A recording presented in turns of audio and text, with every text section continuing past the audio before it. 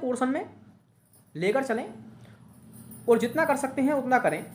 जो चीज़ें time taking है, जैसे PQRS हुए या फिर जो क्लोज टेस्ट वगैरह हुए, उन्हें चाहें तो लास्ट के लिए भी छोड़ सकते हैं। तीसरी चीज़ हम करनी चाहेंगे रीजनिंग।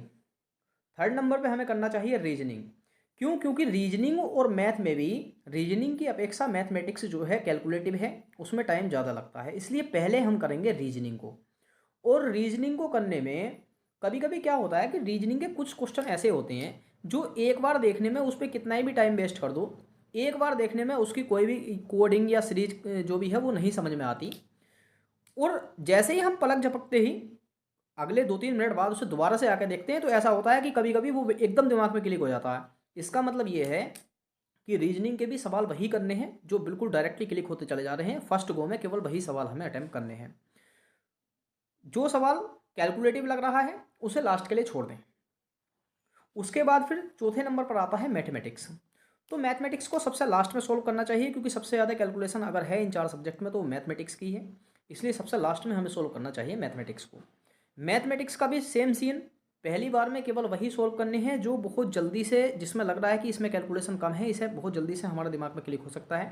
पहले गो में, फर्स्ट गो में केवल उन्हीं सवाल को करें। और एक जो सबसे विशेष ध्यान देने वाली बात है वो ये है कि रीजनिंग और मैथ का टारगेट स्टार्टिंग से 100% लेकर ना चलें। सबसे बड़ी कमी क्या होती है कि भाई ये दोनों पोर्शन ऐसे हैं कि इसके हम 100% सोल्व कर सकते हैं, तो ये गलती बिल्कुल ना करें कि पहले से ही दिमाग में अपने ये बना के चल रहे हैं कि भाई रीजनिंग और मैथ मुझे 100% ही करना है। नहीं, केवल जितना हो सके। मान लो रीजनिंग है, रीजनिंग में से 25 में से अगर 20 क्वेश्चन होते हैं तो वहाँ 20 से ही संतुष्टि करो उस समय, क्योंकि जो सवाल यहाँ से बचेंगे वो लास्ट में देखे जाएंगे जब हमारे पास टाइम बचेगा। अगर स्टार्टिंग में उनमें फंस गए या बीच में उसमें फंस गए तो सारा का सारा टाइम भी लग जाएगा और बाकी के कुछ क्वेश्चन भी रह जाएंगे। तो इसलिए केवल 20 भी हो गए या 21 हो गए तो वो एनफ है।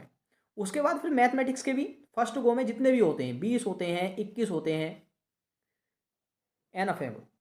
तो उसमें ये ना सोचें कि मुझे यहीं करना है वरना फिर फंस जाओगे।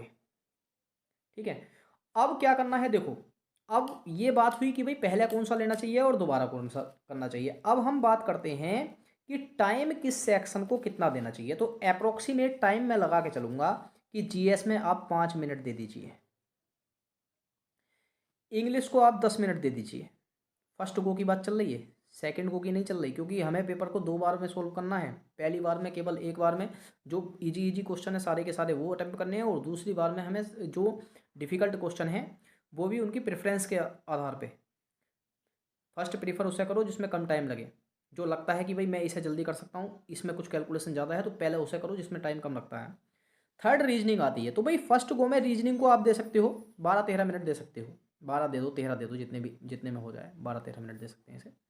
और मैथमेटिक्स को फर्स्ट गो में दीजिए 18 से 20 मिनट। अब देखिए, तो ये कितना टाइम हमारे पास हो गया, 18 ये, 12 ये, 30, 10 40 और 5 45, ये 45 मिनट हमारे पास हो गए।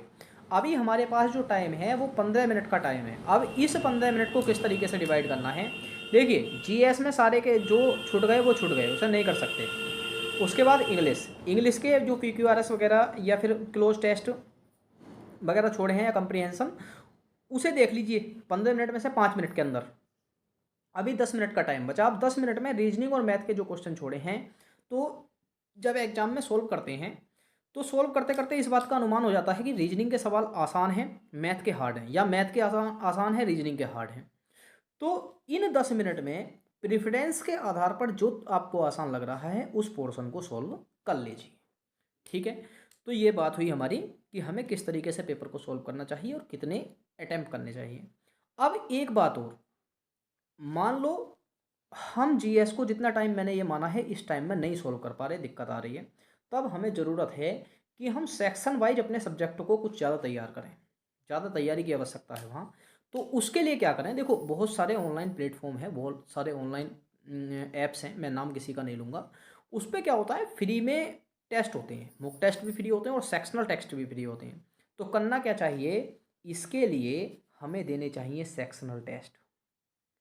सेक्शनल टेस्ट, सेक्शनल टेस्ट का मतलब है कि हमें सब्जेक्ट वाइज टेस्ट देने चाहिए। जिसमें दिक्कत आ रही है उसी के टेस्ट ज़्यादा दें।